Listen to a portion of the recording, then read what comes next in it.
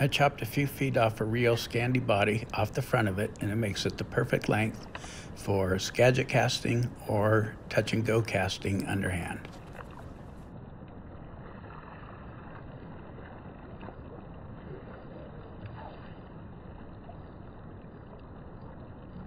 This is my idea of an excellent continuous motion, continuous tension Skagit cast for heavy flies in real time. So when I cast a heavy fly, I'm going to do it in a relaxed manner because I want the fly to sink, not float and skim across the surface. I want kind of a grippy anchor. If you're too slow and you let it sink too far, of course you'll get stick and the fly won't get out. But if you do it in a relaxed manner, just a nice even peel, fluid out and around and cast all in one motion, relaxed, your fly will actually cast better than if you rip hard, skim it across the surface and try to get a super light anchor and punch it. You'll slip your anchor. And we want our anchor to grip and go when it comes out of the water.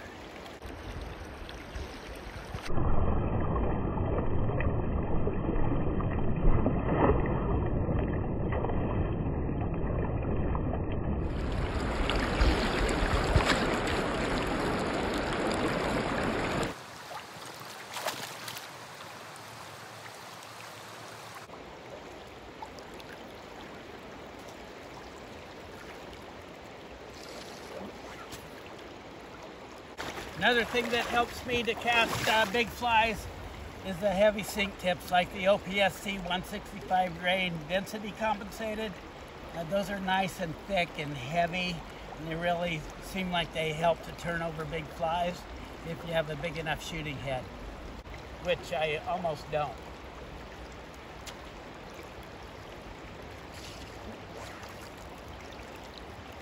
For casting heavy flies, the natural thing to do is try to rip it. You know, the natural thing to do is try to set your anchor and then peel it around and keep the fly moving and cast before the fly can sink. But really what helps me is to let the fly sink and then take my time and then just peel out and around and over the top. Because I want the fly to sink enough to where the water grips it, and then when my heavy line and sink tip loop out, the fly follows. And this is a pretty heavy fly. This is a Dalai Lama with a big cone head on it. Not so, up here. Sorry. Not something that's really fun to cast, but if you want to cast a heavy fly, that's how you do it. So you dump the fly, let it soak, let it sink, peel around in a normal speed and just cast without trying to peel so hard.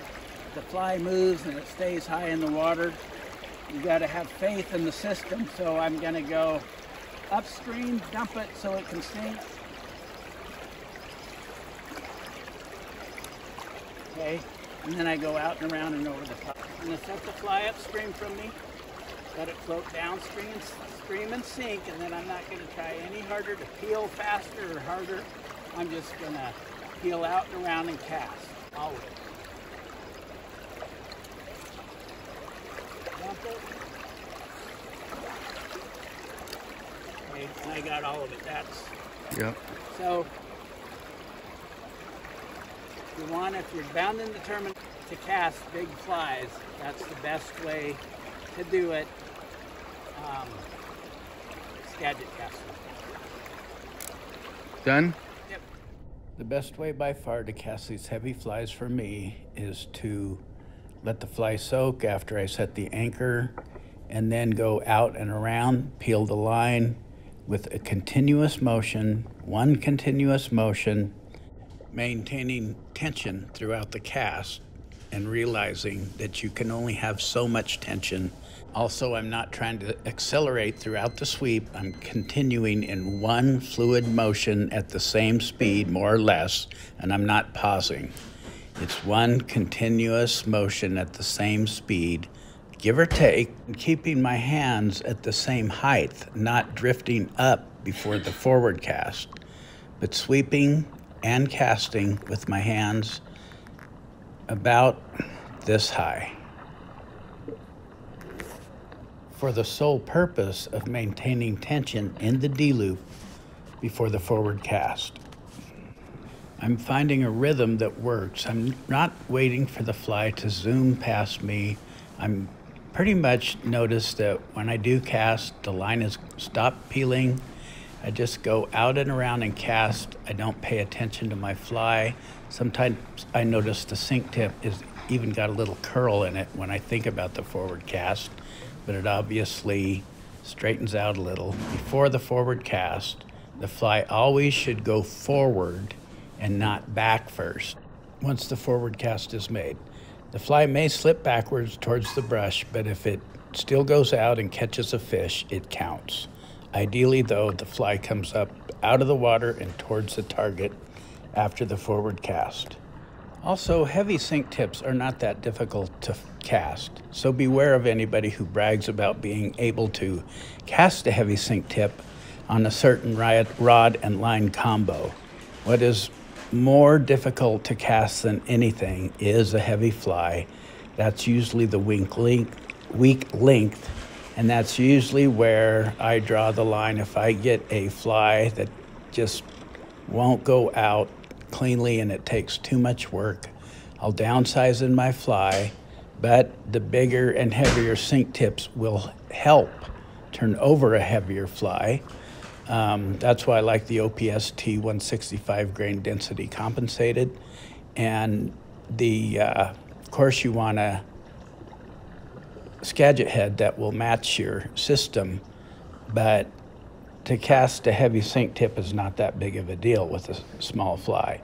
With a big fly though, that's where perfect technique has to come into play, and it's just really a matter of hitting the sweet spot. I find it counterproductive to try to sweep too low and fast and flat, but I do like a steeper angle of the peel and the sweep with my rod tip and really try to hit the sweet spot.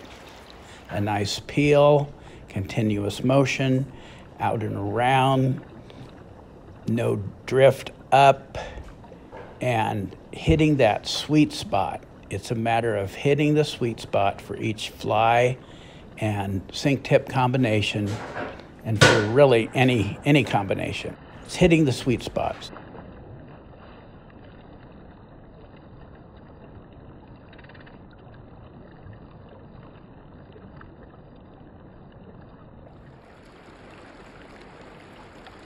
So I'm gonna go up, out, and around, hands stay in front. See right there, that barely turned over, nevertheless went out, and that's about my border. That's my boundary for heavy flies right there. So if I reach critical mass on fly size, I find it much easier just to not try to cast a bigger fly, but to go to a heavier sink tip if I really need to get down, because heavier sink tips are, by comparison, a lot easier to cast than super duper heavy flies. Pull with that bottom hand on the forward cast and push with the top one for best results. We want to keep the grip of that two-hander and our hands in a small box, make the rod do the work. We do not want to muscle the cast. It's strictly technique that gets these big flies to turn over.